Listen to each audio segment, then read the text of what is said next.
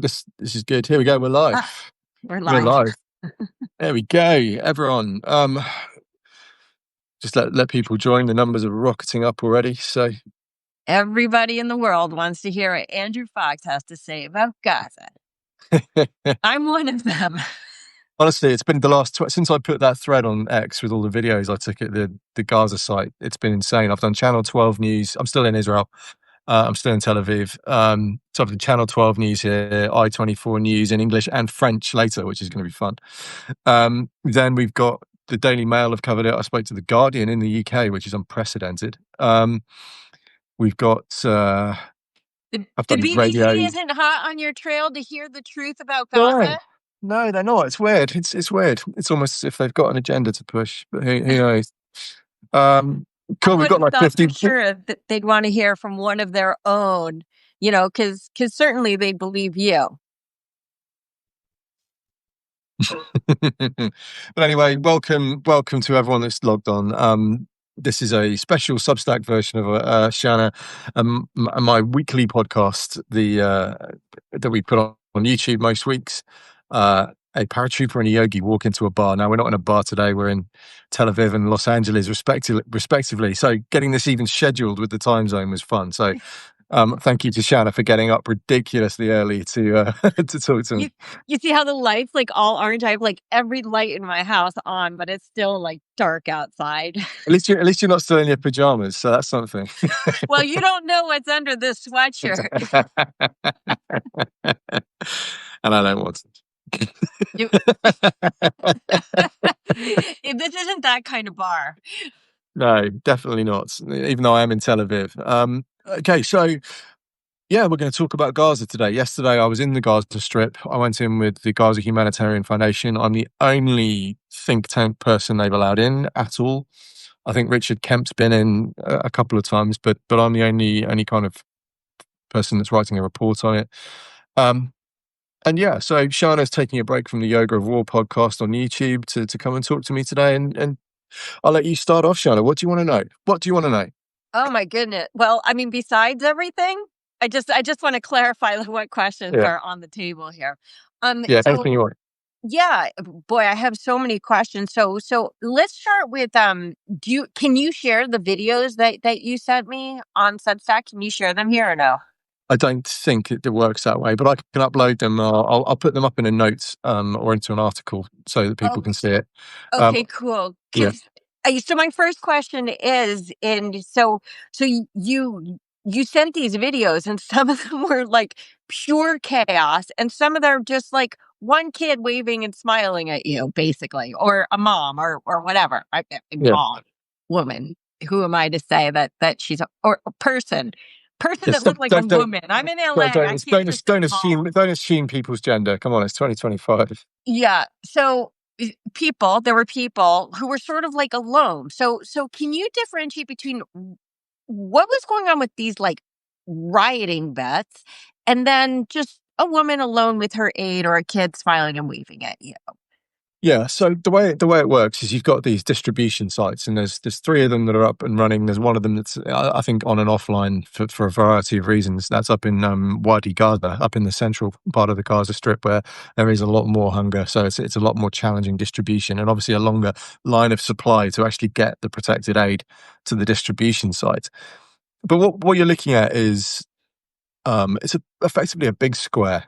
And on each side of the square is a huge sort of man-made bulldozed sand wall called a berm. And within that's split in half. Okay, that's split in half. So on one side, there's a barbed wire down the middle. On one side, they put the aid. They lay it all out once it's arrived. There's loads of locally employed Palestinian workers who break the boxes down and open them up and set them out. On the other side is where they stay, where the security guards are. And the Americans are actually behind the barbed wire to start with. They only go forward when they're actually needed. And they leave it up to the local Palestinians to sort of manage the crowd the best they can. Now, the crowd come in sort of from a fair distance away. It's inside one of the evacuated zones, which I think is one of the criticisms of the model, because to get their aid, the Palestinians are actually having to go back into zones they've evacuated. And it's also worth noting the damage is just unreal. I'd say it's close to 100% of buildings that I saw were smashed. And if not smashed, they've been bulldozed as well. So there were just piles of rubble. It was How pretty much of awful. Gaza did you see? Did you just see like this one area near the evacuation zone? Did you tour like north to south, east to No, so west? we went in through Kerem Shalom, which is, for those who don't know, is the crossing point at the kind of southeast corner of Gaza. It's the sort of the crossing point there. That's where most of the aid goes in through that point, and it's where you saw those videos maybe this week of all the UN aid stacked up. Which, interestingly, since the hammering they got internationally about that, has all started moving now. So that was interesting. That was already depleted when I went past yesterday. So that has at least kicked something into gear. But yeah, the area we saw was just driving into Rafah. You go along the Philadelphia corridor, and then you basically turn right about halfway along it, and then you go through these just wrecked piles of buildings to get to the site. It's crazy. And I went up to the top of the berm. There's a sort of sentry post up there. I went up to have a look, and as far as the eye can see, it's just devastation. So the place is seriously wrecked up, and the Gazans have to get through this to get to the aid distribution site, and that's where a lot of the shootings have happened. Because you're effectively, if you're the IDF, you're allowing effectively enemy civilians. They're not all enemies. I don't mean that, but they are the population. They're the civilians. They're the population of enemy Yeah. territory. If that makes sense. That's what I mean. So potentially hostile people, you're letting them through your front lines to get to the aid and then come back out again. And obviously they're very twitchy about people straying off the approved routes. That's routes for any Americans watching. I could not figure out what that word was. And if people stray off that, then the IDF use warning shots to keep them off, and they have shot some of them if they've not paid any heed to the warning shots, and that's where a lot of the criticism of this comes from. In terms of numbers that have been shot, the GHF are adamant that it's like a tenth of what the Gaza Health Ministry claimed. They're adamant, which is really unusual actually, because normally they'll say things like, "Oh, we're investigating," or we dispute these figures, and they don't give like any kind of real firm no. But this is a firm no, which I think is quite telling. And actually, these guys, I think it's worth talking about as well, the Gaza Humanitarian Foundation troops, effectively, they're operators. These are good people. They're really good people. They're all former Special Forces operators or US Army, US Marines. And it was kind of... It was almost like kind of coming to a homely environment for me as an ex-soldier, because I did 6 months in Afghanistan with the Green Berets, the US Army Special Forces. So I know these guys. I know how they joke. I know how they banter. I know how just the way they carry themselves and the way they communicate. They call themselves quiet professionals, and that really is what they are. And so, yeah, for me, it was a very familiar environment. It was like walking into a military camp. It was the same buildings they stay in. The operations center was just like a military operations center. Before the aid distribution starts, the team leader gave a set of orders, proper military style orders, and it was very, very swept up and efficient. And you can really see that these guys care as well. There was one humanitarian kind of team leader there. She was the only real female on the team that I saw. I'm sure they have others, but that's the only one I met. And like these people actually do care about the Gazans, and they want to deliver food to them, and they want to do it competently with nobody getting hurt. And they were kind of pissed off at the IDF, and some of them actually, because they think the IDF have been a bit irresponsible and a bit trigger happy when it comes to this stuff. And that is the most controversial part of this all day long. The actual GHF bit, I think, is pretty uncontroversial. It's the way it operates. There's nothing necessarily dangerous inherently there, but the IDF security piece around it is where the shootings have happened. And as a soldier and someone who's a bit of an expert in public order, actually, I was very highly qualified in that when I was in the army. Using live fire for crowd control, I don't like it. Like when we see the videos, it looks, I don't have another word for it. It looks like swarms of people. It mostly men, because A, they have to walk far. B, they have to carry these. I mean, I think it was you I don't even know if it was you, of the kid who was filling up the bag. Yeah, that was And I'm like, that bag looks like, how is that little kid going to carry that? Yeah, you could barely lift it. It was really sad to watch. It was really painful to see, you know. It's all so painful to watch. But so what are they doing facial recognition? Like in a swarm, like it's just everybody in. So we don't know who's from So Hamas. the way it works is crowd comes through the approved entry points. They get held short of the sites, waiting. They know when they get given the time. They know it's opening. So yesterday, they knew it was opening at 9 o'clock. So there's a huge crowd there.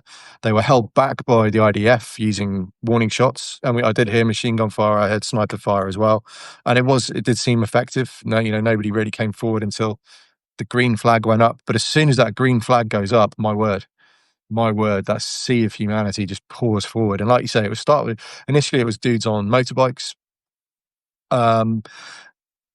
which they're not allowed to do. So they all got stopped short, and they weren't allowed to take, for the most part, they weren't allowed to take the motorbikes in. I think a couple did get through, but that's the chaos. You then get all the young men coming in the sort of second wave. That was all young men. And they were stroppy, as young men always are, if I'm honest. They were the ones that had a bit of attitude about them. And they were definitely some kind of, I wouldn't say overtly hostile, but I would suspect that they were hostile affiliated. They were a lot better dressed. They weren't that bothered about the aid. They maybe picked up a little bit. A lot of them had knives. They're allowed to come in with knives?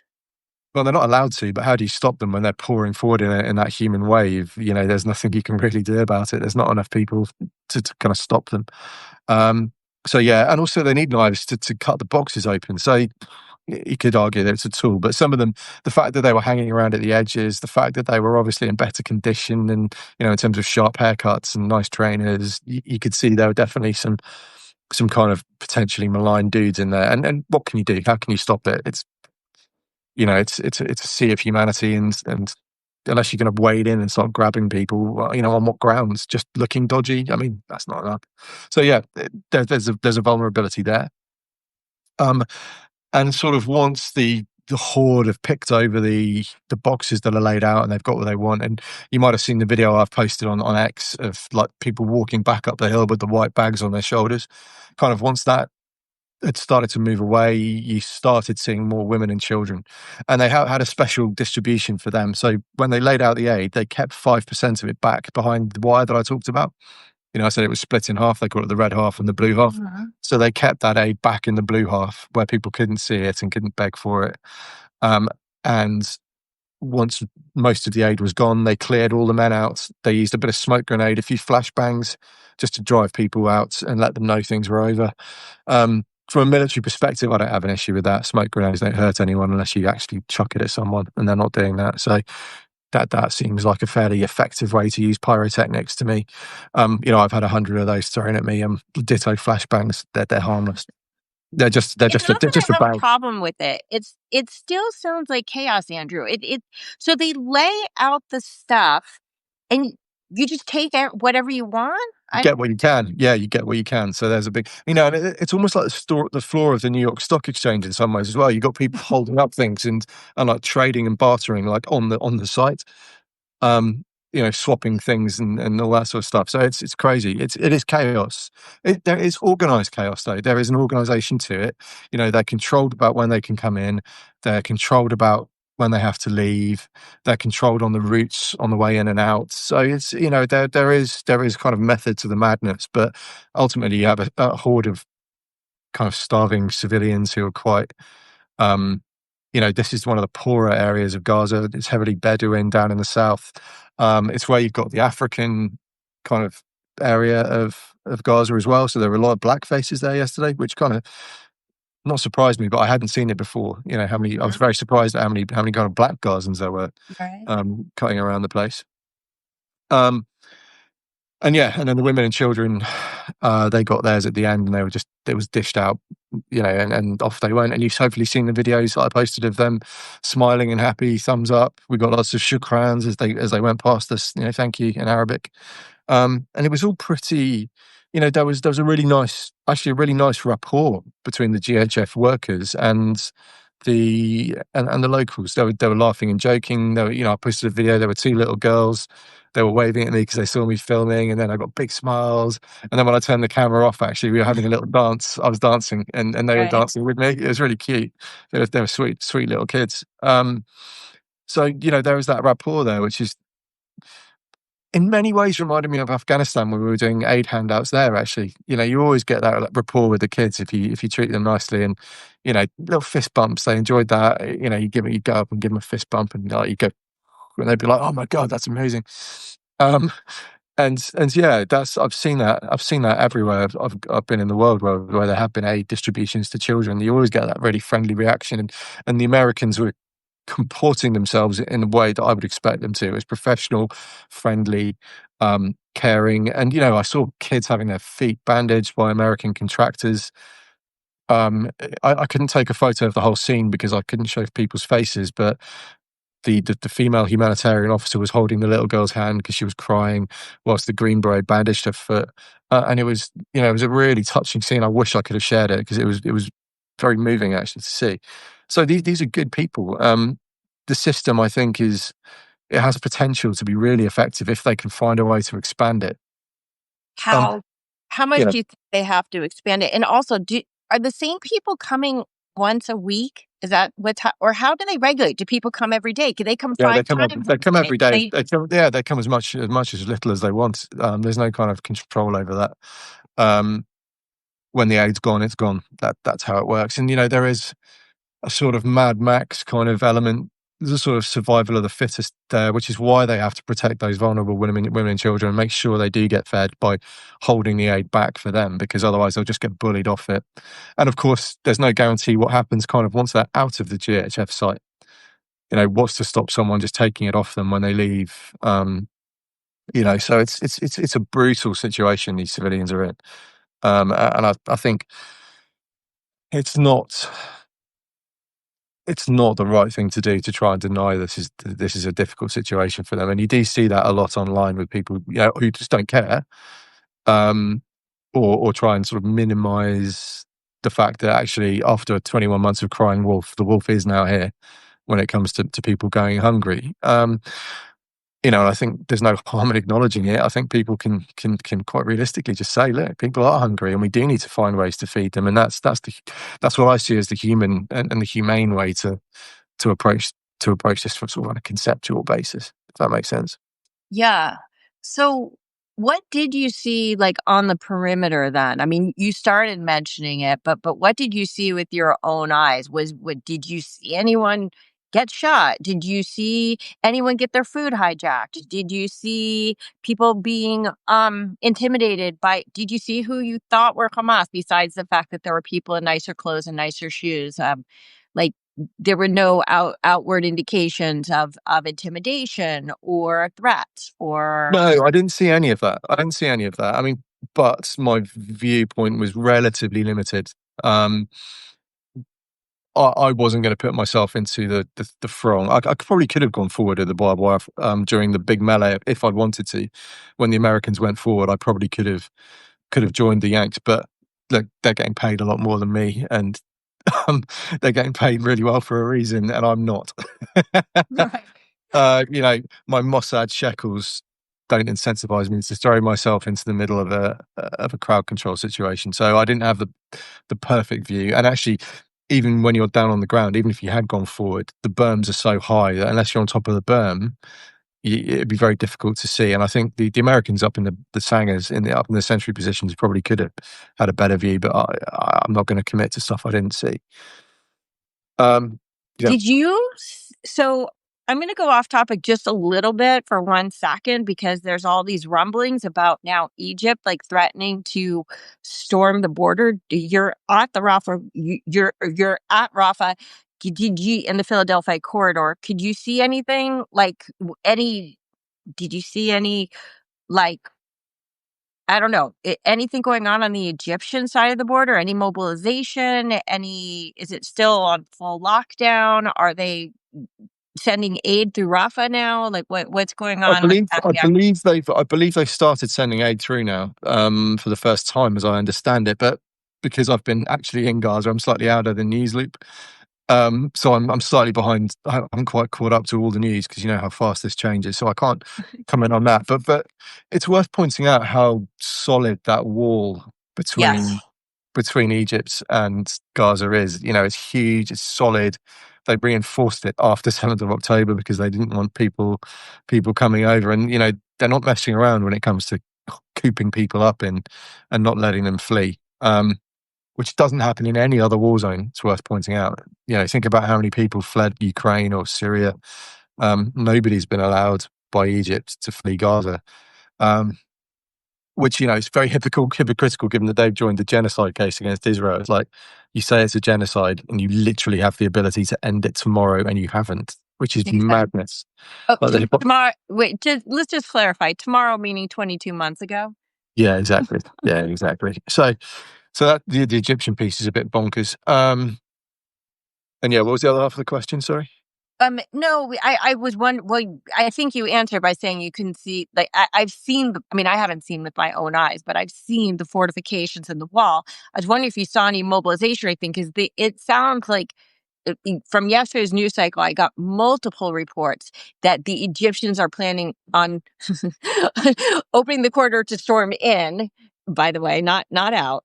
But literally to overwhelm the IDF forces is the news that I'm getting.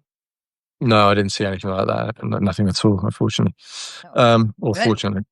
fortunately, I should say. Yeah. So, um, yeah. Look, I mean, I think in the rounds, I'm not sold on the overall strategy still. And you know, I've written multiple articles now saying I think that there should be a ceasefire. I've not been shy about saying that repeatedly. But if you are going ahead with this strategy that Israel is pursuing, the GHF feels to me like the best way of achieving that aid part of the strategy. To carry on with the plan the way Israel is envisaging in it, you have to separate the aid from Hamas somehow.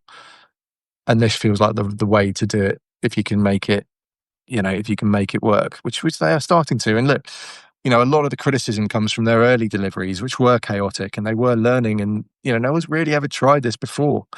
And there were always going to be mistakes, and there were always going to be accidents in a live fire war zone. And that initial kind of chaos and the challenges they faced have certainly damaged their reputation, and people are running with that now. They are learning and adapting. And what I saw yesterday was really slick. Actually, it was a very impressively run operation from what I saw. Where does How it go? hard? How hard is what you saw? How hard is it to replicate? So here's what's funny to me. I mean, nothing's funny, but that they're literally reporting online that Gazans are working, quote unquote, walking miles and miles, but the Gaza Strip's only 2 miles. So the most it could be is miles, but it's not miles because nobody's coming from Gaza City to Rafah, Yeah. right? So how easily replicable, if you feel like this system is workable, what if they had one, like every whatever, 500 feet? I don't know. Yeah, and you know that's one of the criticisms of the JHF that does hold water is there's just not enough of it because there's 3.5 at the moment, kind of 4 at full capacity distribution sites where the UN, for all the flaws of their model, were operating like 400 across the strip. So it's it's a tiny proportion of what's actually needed, and of course it was never designed to operate on its own either. They've implored the UN and other agencies to work with them, and they haven't. They have the ability to double their personnel. They told me they could do that tomorrow if they had to. They've got a queue of people applying to do this job. It needs the sites to be bulldozed. It needs the secure locations to be identified and bulldozed into secure locations. It would need the roads and the routes in and out to be capable of being secured. So they'd need to make sure that infrastructure was all in place. And then they could run these secure routes. And if the UN or these other agencies play ball, they could then massively expand that by providing GHF protection to UN convoys, because GHF have not had a single convoy overrun. Wow. Not one of their convoys. Whereas, as we all saw yesterday, as soon as the UN resumed taking stuff into Gaza, they were getting overrun immediately. and it's all because they just will not work with the GHF. And you can sit on lofty principles, and prefer to watch people starve rather than break those principles, but that feels petty to me, and stupid. But Um, I don't. yeah. I know that you and I disagree heavily on on whether there should be a ceasefire or not. But so now something I'm hearing, and this is like just very Adam Smith, is just the opposite: is flood Gaza with so much aid that the price, because of the plethora, that the price would go down, and that Hamas would no longer be able to sell it at exorbitant prices because everybody would have it. What do you think about that? I think that's probably easier said than done, and probably comes with second and third order effects that would catch people out. I mean, I always think back to Helmand in Afghanistan when we were trying to find. It was that part of the mission where we decided we were anti-narcotics. That changed like every week. Sometimes we were fine with it. Sometimes we were like, no, we're on an anti-narcotics mission, because Afghanistan was ludicrous. But we were on an anti-narcotics one for a time. So we were trying to persuade people to grow something other than poppy. Now, the reason people in Helmand grow poppy is because, first of all, poppy grows in dry conditions. And secondly, you can sell opium for a lot of money. So you need to find a crop that you can replace that with. And we chose wheat. So wheat was something that was identified to grow.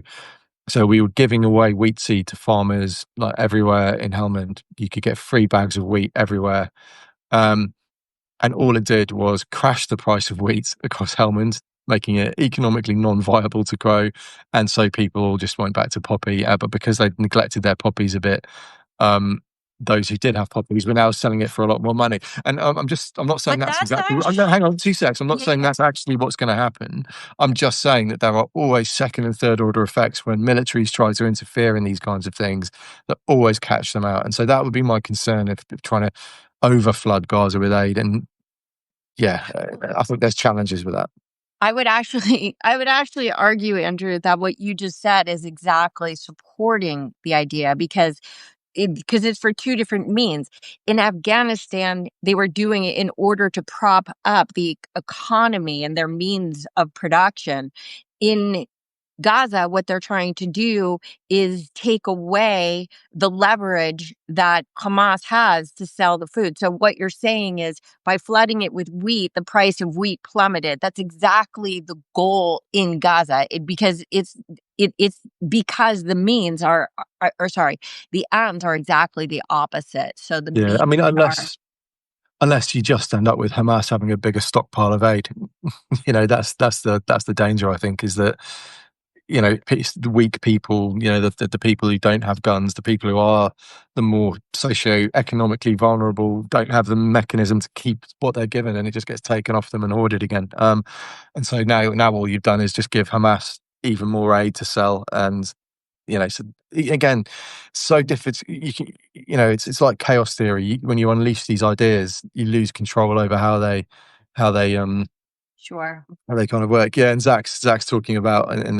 the things about the UN funding e-wallets and stuff like that. And yeah, that's a whole other issue that we'll go on to. But I know that's something he's done a huge amount of work on. So watch this space when it comes to talking about how the UN starts funding people in Yeah. Gaza. So yeah, this is a tricky situation. It's not easy, and if you're going to push ahead with this strategy, I think the GHF is absolutely the way to do it. And they've got another really good thing I could tell you about as well. They're planning on, which I really like the idea of actually, and it's community engagement. So what they've done is invited applications. They've had 300 applications already, and they're vetting those 300 people. And the idea is that tribal leaders, clan leaders, family leaders can come to the GHF sites themselves, take much more food, and then take that back to their communities and distribute it locally rather than at a big central hub. That makes perfect sense to me. How you control that, how you stop Hamas intercepting aid convoys. Yeah, challenges.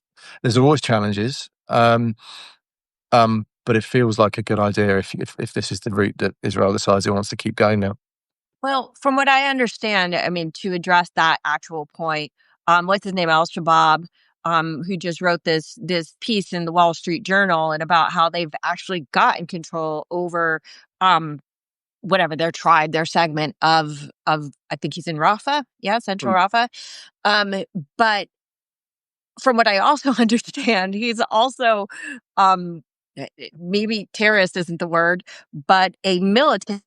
So that if these because like in America, when I hear tribal leader, I think nice Native American old man who spouts wisdom, right? But a tribal leader in Gaza, from what I understand, is not that different from, like, they could probably hold their own against Hamas. So if they're the people who are coming, getting and distributing the aid, it's not that 5-year-old kid, is what I'm saying. And maybe there is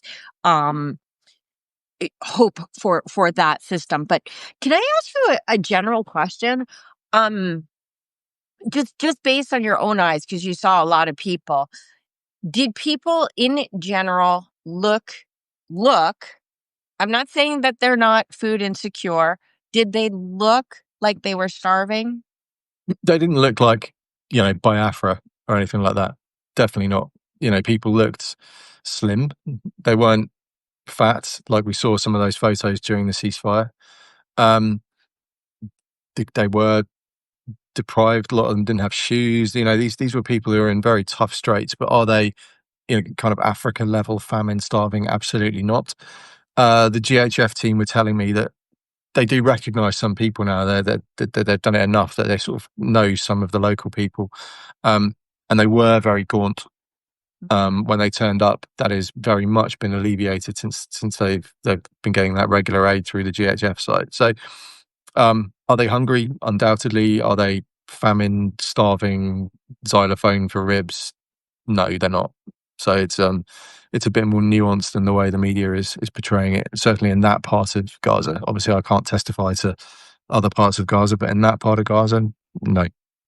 Well, listen, at the same time, like, I mean, I could tell you as a Jew, just fasting one day for 25 hours is already like the worst day of the year, right? And so, like, we all understand what it means to be hungry. So to be chronically hungry or very hungry, I'm not saying any of this to mitigate. I'm just wondering, like, visibly, if the people like just really look like they're starving, but also so you're there, and these unilateral ceasefire. You say you want ceasefire. There's been some massive ceasefire. Uh,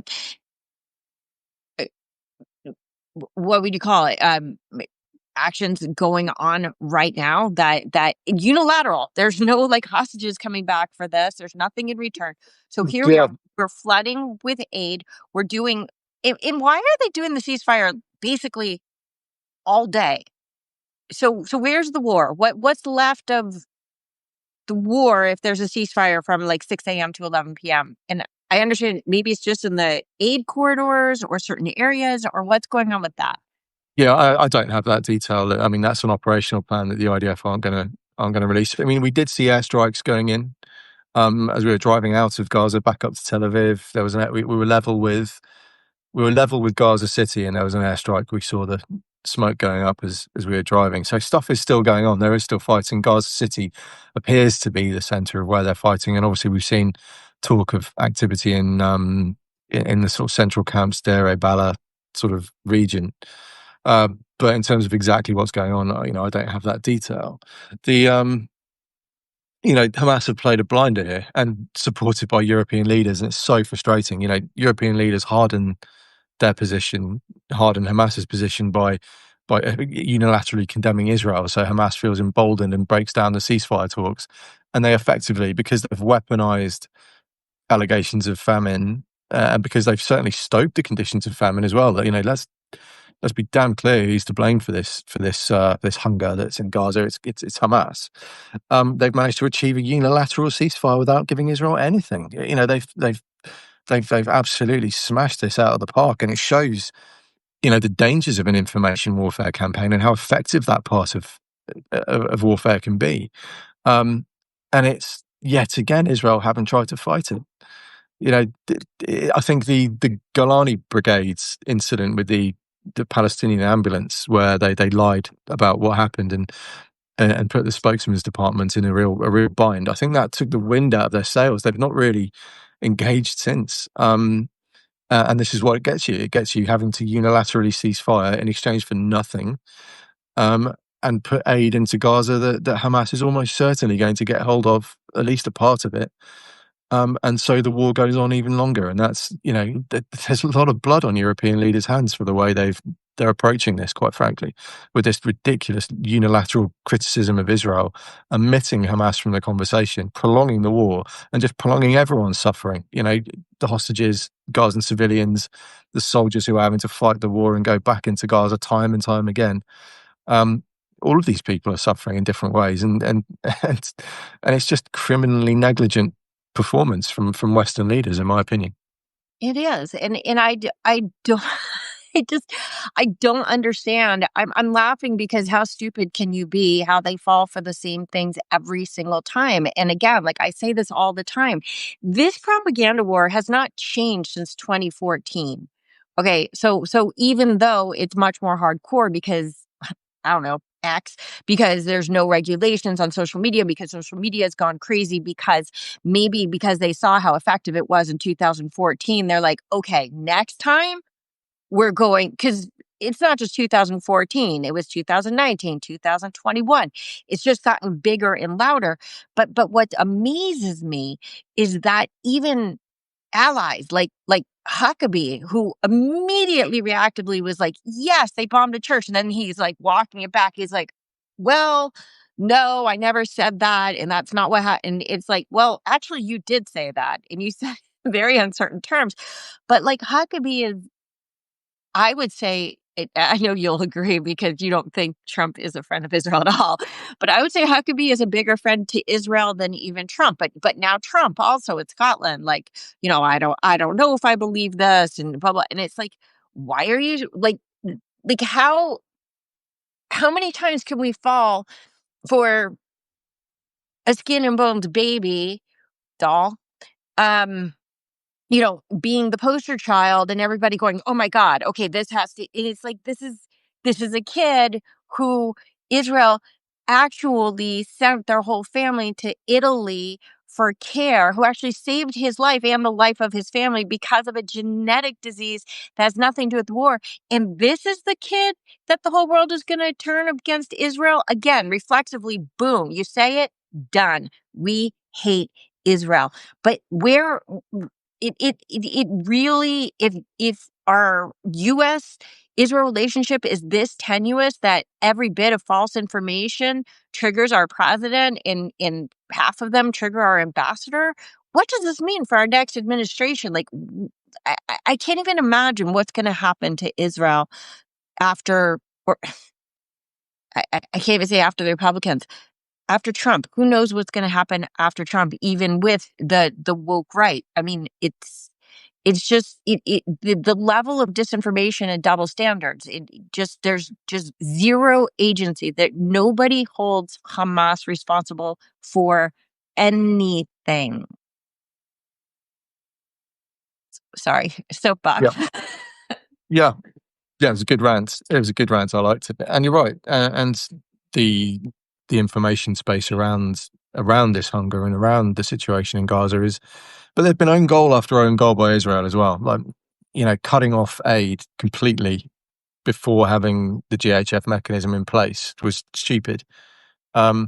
Strategically stupid. It might have been the right tactical decision. It might have been legal. It might have been all these other things, but they should have seen what a free, open goal they were giving Hamas in terms of the messaging space by cutting aid off. Tactics aside, the much bigger picture is that now they're having to, because they did that. That is a direct chain of events to the fact they are now having to unilaterally ceasefire in exchange for nothing, and allowed to put more aid into Gaza. It's that there have been some serious own goals here, and that's why I support some sort of different change in approach where Israel just ceases fire, holds what it's got, and then lets this situation mature. Lets Hamas continue to be degraded by things like GHF, where they can't they can't leverage the aid anymore. Let the local clan leaders who've been empowered consolidate their position and maybe expand it. Just hold what you've got, and then you can trade territory for hostages once Hamas feels even more pressure by the squeeze that's being put on. So, there's cleverer ways to do this, because we're in a position of diminishing returns now, where Israel's doing tactical things that make sense, but they're just getting weaponized and used against them on the international stage over and over again. And it's having negative strategic effects that we're seeing happening right now. So they're in a bind. And strategy has not been good since Gallant left. I think since Bibi took over completely, we've seen a real decline in the quality of Israeli strategy and the clear, well-articulated direction of travel that Yoav Gallant was pushing has been replaced by Bibi going maximalist and pandering to some of the very extreme elements in his coalition. So it's a bind. There's no obvious solution. But going back to the GHF, if you're going to keep going down this route, then GHF is a good way to do it. And I was impressed with what I saw from the Americans yesterday, and that's the bottom line here, is that they did a really good job. They were good people who cared. And I think that's really important. That certainly, I don't think, has been presented in the media. They've been demonized, and actually they heard that, they feel that. They were sick of the lies that are being told about them. They were really upset, and they were, they were quite grateful to have someone who was prepared to be fair and balanced when they talking about how they're doing stuff. So sorry, go on. No. What is the plan? So we have these airdrops coming from hither and nigh. So what is the GHF plan? Did they talk to you about expansion? What's the plan? Yeah, so they aim to expand. They want to double the number of sites they've got. They just need the IDF to sign off on it and prepare the infrastructure for it to happen. So, right. Hand in hand with this community engagement piece. And just while we were talking about information warfare, there's an argument going on in the comments about journalists in Gaza, and I think I'm in a relatively good position to put this to bed. I still think it's the right decision not to let journalists in. And you're right, it's Bibi's decision and it's Israel who set it. But the reason they've set it is because Hamas will threaten those journalists if not kidnap or kill them.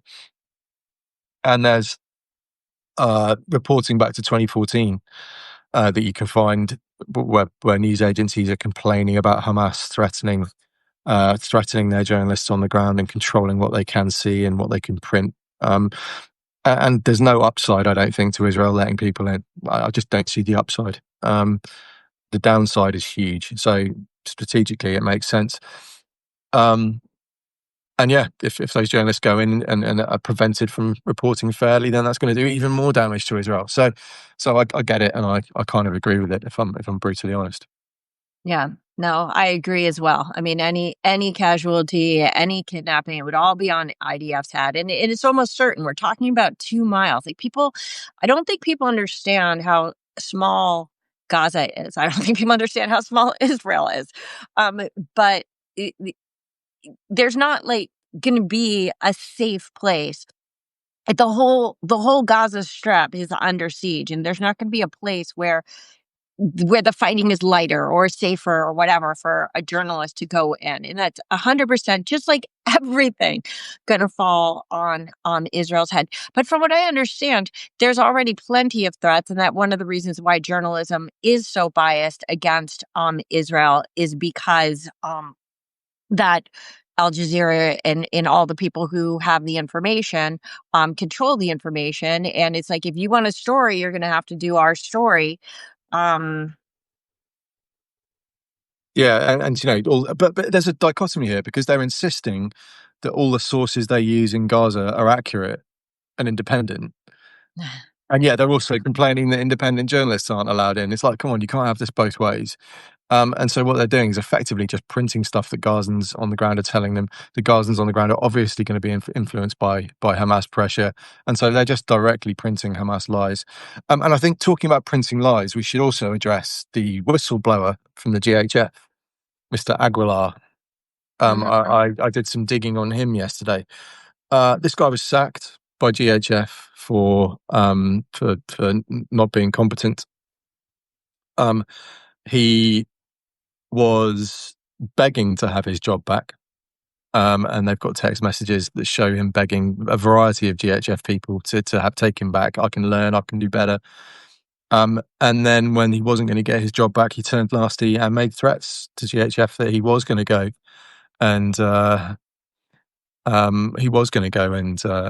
go and throw them under the bus in the international media, and that's exactly what he's done, unfortunately. And the fact he's been begging to get his job back shows, I think, that perhaps it's not all, and also some of the allegations he's made, he couldn't have possibly seen what he claims to have seen from the positions he was in at the time, and they've showed me the map of that, and I can verify that firsthand. So it's and obviously that story is now going to be the lead one. Really damaging, really unfortunate, really unnecessary, and really just irresponsible reporting. The world's media have done this time and time again, where they get lone whistleblowers, where they cannot possibly verify the stories they're being told, and yet they print them anyway. Deeply frustrating, but what can you do?